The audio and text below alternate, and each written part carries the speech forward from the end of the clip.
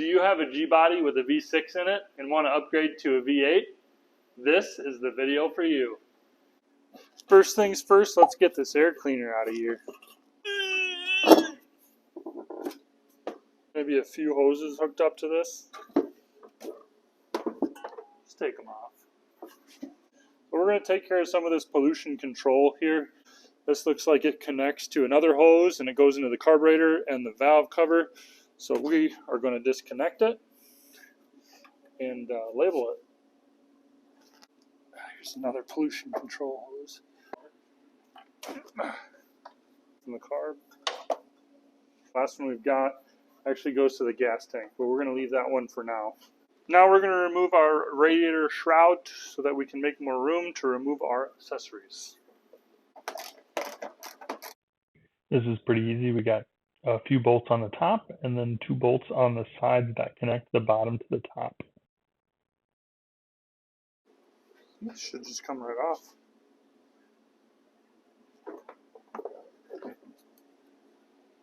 Ta-da!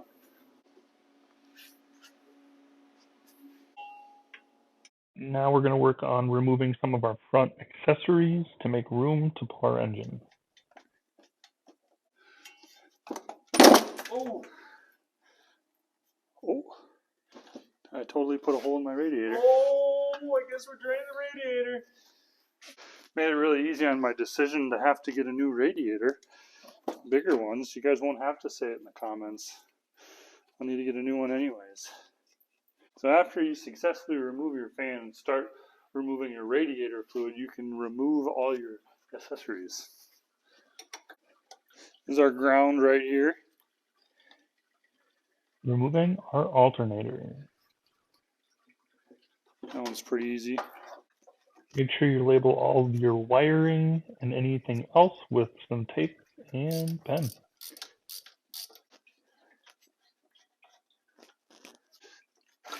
Yep.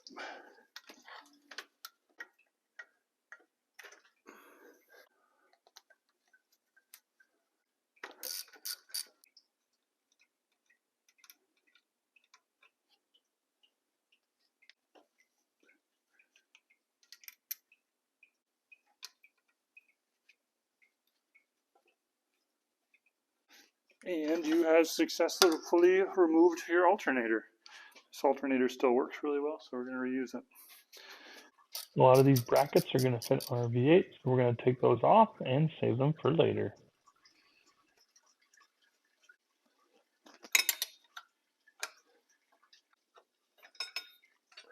Finally comes. Yeah, last time I drove the Meano Camino, I didn't think it was going to be the last time with this V6. Kind of sad. This is my old reliable.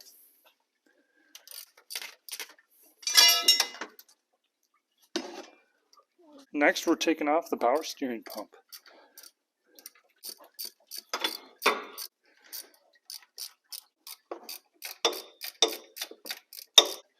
This is the reservoir, and this is the power steering mechanism. So they're obviously attached. So we'll take this off and push it off to the side. Would be interested though in the V6 that ran. I think it's amazing.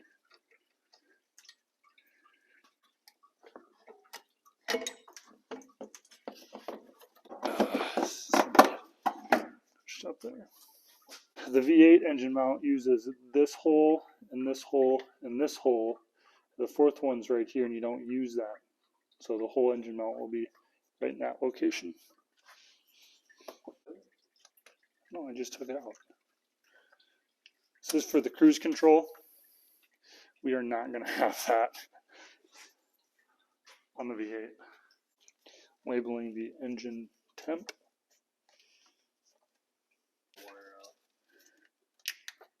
Oh, there you go. Yeah. There you go.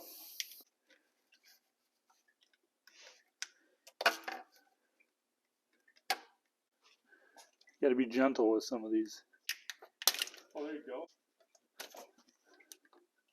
Right here. That's for the electric choke. Yeah. I wonder what that connects to. Or that. Jeez. Quite ready for that yet. Now it's time to remove the carburetor. No. We need to disconnect before we try pulling this, and it is this fuel line. We have an electric fuel pump in this El Camino, pretty easy to remove. If you want to watch the video how we installed that, click the link in the upper right. Oh, Don't lose that.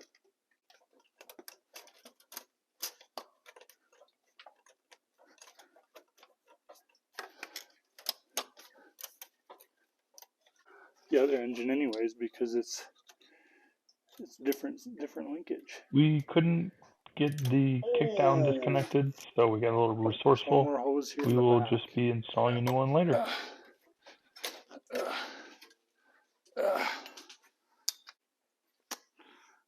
didn't want to say goodbye.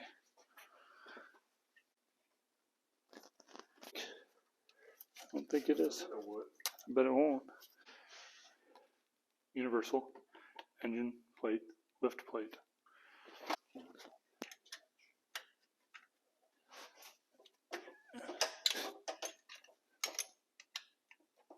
Yeah, this one takes aluminum. Shoot, I don't even. Whoa, jumped at me. This one right here is a transmission hose. The reason why I know that is because it was making this sound. And it turns out it was this. And I plugged this. I quit making that sound. I found it.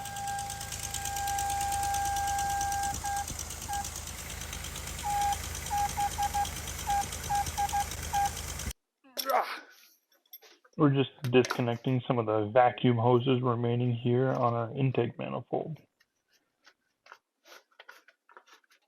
So as you can see, we've made some pretty good progress. We're calling it a night tonight, and we will be back. Welcome back to the Roy Garage. We're going to continue removing our V6 out of the El Camino. Before we get to a couple of the other things we need to do before we pull this engine, we want to make sure we can lift our engine with this engine lift adapter that we picked up.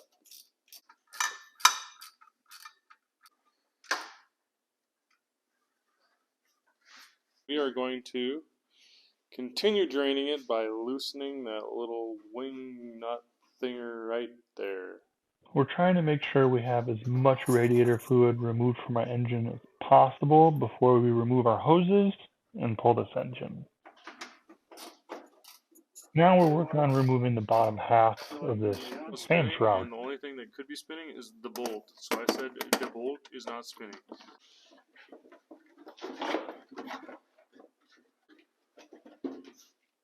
There we go. Alright, Leroy previously loosened that up.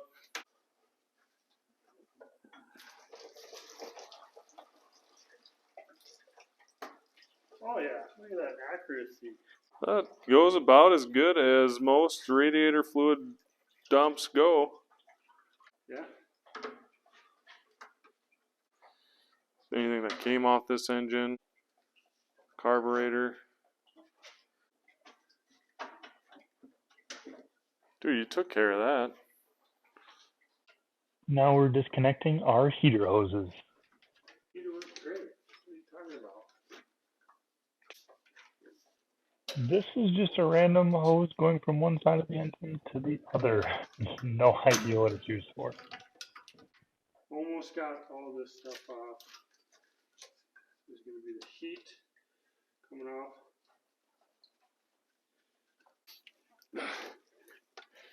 Oh yeah.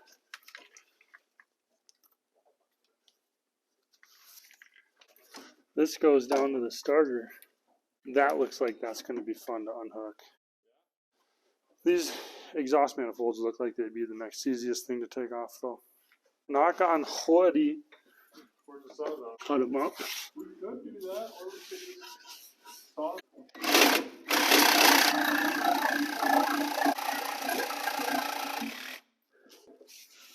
like butter, dude, huh? Like butter, dude. Like butter, dude.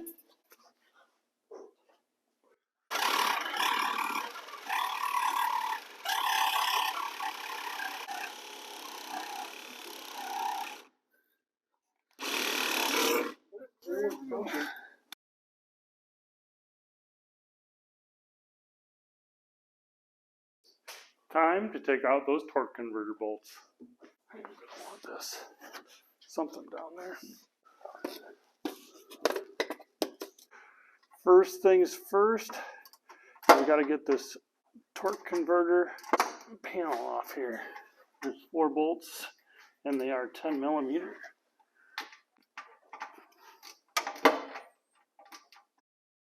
Make sure you don't forget to take your torque converter bolts off. We've done that before, our first engine pull, and we pulled the torque converter out the engine.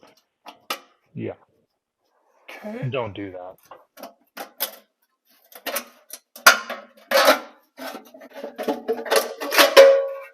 There we go. There, now you can see your torque converter and your flywheel. Keep coming, keep coming, keep coming, keep coming, keep coming, keep coming. A little bit more. Stop. Now I can actually probably get a socket on it. Swing away. There we go. There she is. That's loose. It's loose. Oh, no way. Yeah. Tractor loose. Yeah, you just want to go to the next one? I see it. It's getting close. A little bit more, a little bit more, a little bit more. All right, right there. There we go. If I can just kind of lean up against the oil filter here, and yeah. Almost like loose. I cracked it. But let me get it like loose. There we go. Okay, got one off. You want to rotate it? All right, got it. Next one.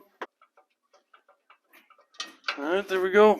Torque converter bolts removed. Sweet.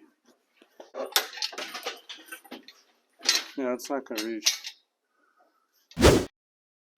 We removed our fender. We're not going to show you the details on how we did that, but if you do want to see those details, link is in the upper right corner. Let's get back to pulling this engine. I mean, you could twist it here, come in a little bit. Look at that. This is what you need to get going and get started. Get the least expensive engine hoist you can get, but if you got the money, get the bigger one. Save you a lot of time. You don't have to remove a fender. All right, Jake, lift it up. I wish.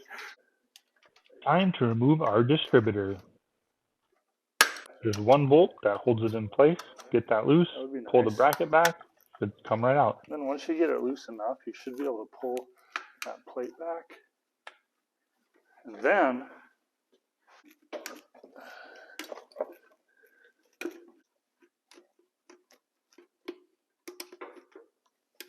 this one's got one on both sides. And then we got tack. There we go. Beautiful, your hands are in the way that whole time. Yeah, well, it's not easy, Jake. Being this good at everything. Now it's going to make it a lot easier to see some of these transmission bolts. I can see 2 of them now. And since we pulled this fender, there's one back here that's just the slightest easier, a little bit easier to get to. Toughest one is going to be down in that corner, so we'll start with that one. Always start with your hardest transmission bolts first, because you can get them loose, and once you crack them loose, you can usually get them out finger, and then work on those easy ones last.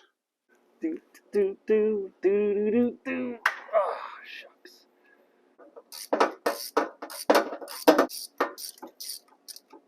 Why is this not? There we go. Number 1. Nice. Number 1 done. This other one over here is going to be easy.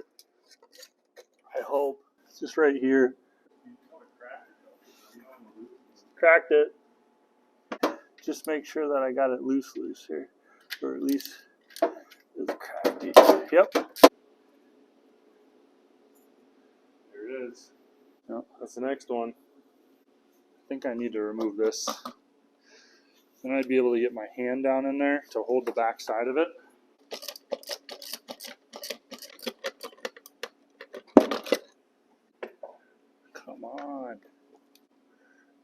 it's ratcheting. Like, it's hard to believe that it's loose. Almost kind of close. It's just keeping it square. Just keeping it square enough. Oh, there we go. Oh, that's it right there. Cracked. Nice. And I got the 2 on that side already. Yep. Cracked. This one, the hard one, and then there's this other one right here.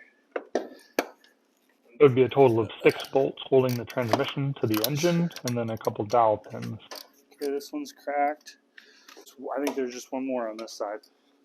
Yeah, one more. There is 2, but I got the one from the top.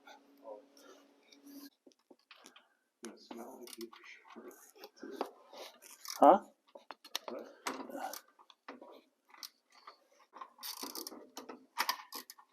I think I got it.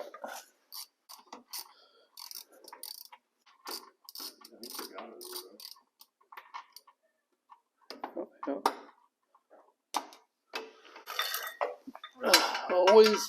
Always do the hard ones first. Now we're getting our engine mount bolt loose before we pull the last few transmission bolts. Oh yeah, that's money, dude. It's getting loose. It's getting loose. Oh, nice. Can you see it at least? Ooh, am I on it? You might be. Wow. Figured we could do that after we lift the engine up. There you go. Let's get this engine hoist hooked up and take the rest of those transmission bolts off. Oh yeah. Oh. All right, we're in. Put those bolts there. Think that's good? Sure. I think I got one down below left on that, but that one's a pretty easy one to get to. So, but I think I want to be on the top end doing this one and not underneath it. So I'm gonna go do that one first. Okay. Put light in my face and I really can't see what I'm doing. Oh, that's much better. I got it loose, I just got it. Cool beans. That's all the bolts on this side. Let's see, so we got this one. That one's pretty easy. And that one. This one looks like this one's going to be the hardest one. We're here, so let's do that one next. I know it's loose, so I just got to get this on there. There we go. A little more movement on it. Alright, it's loose. I can't really do it with this anymore. My gloves caught. Nice. Let's see here, which one's going to be easier. Gonna add a little pressure on that transmission. Jake's got a jack to make sure we've got something holding the transmission up. I like it when they got the blurry when they can set their camera up, the backgrounds. Last one.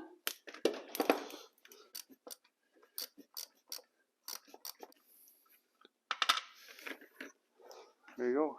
No way. Yeah. Push the engine mounts through and then pull it from the transmission. Try to get those pins out. We do got to get this off of here too. What I was referring to there was the ground that goes from the back of the head to the firewall. Trying to make sure we got all of our wires up here. I think we should be good. Okay. Ta-da. Need to pull it out? Huh? Because this side's slotted. Yeah, the front slotted, but the back, I don't know about the back. So Lift it up once. Keep lifting it. It'll lift pretty high. Jake noticed that the passenger side engine mount was slotted, and he was right. Out, bro. yeah, check the transmission.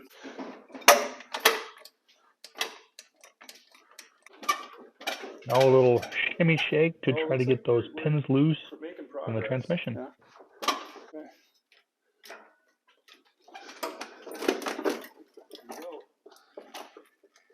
Okay, you need to twist the whole thing? Pull this your way.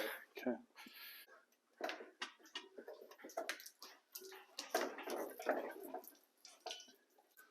Alright, that can come my way a little bit. Okay.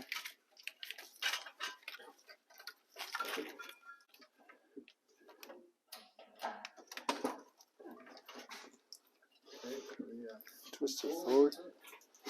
We're gonna have to go higher. Okay. Like 3-4 inches higher. It's that crossbar coming across with the. I can cut it though. I can cut it on this side.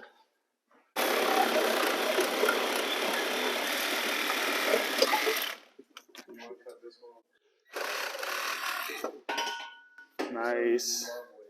That was the exhaust cross member going from the driver's side under the engine to the passenger side. Okay, this is the ground strap. Jake finally getting that ground on the back of the engine to the firewall disconnected. I always put it Well, back I in. look for the tape to label the starter wires and get those finally disconnected. I can see the starter now. I can probably. Yep, that's the size. There we go. There it goes. Starter. There we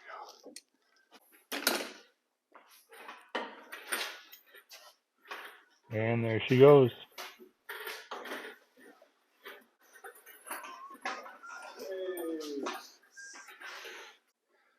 Next week, we remove and install the V8 mounts that we have for a V8 swap. Yeah. That's it on this week's episode of the Roy Garage. Make sure you like, subscribe, turn on notifications so you don't miss out on next week's episode.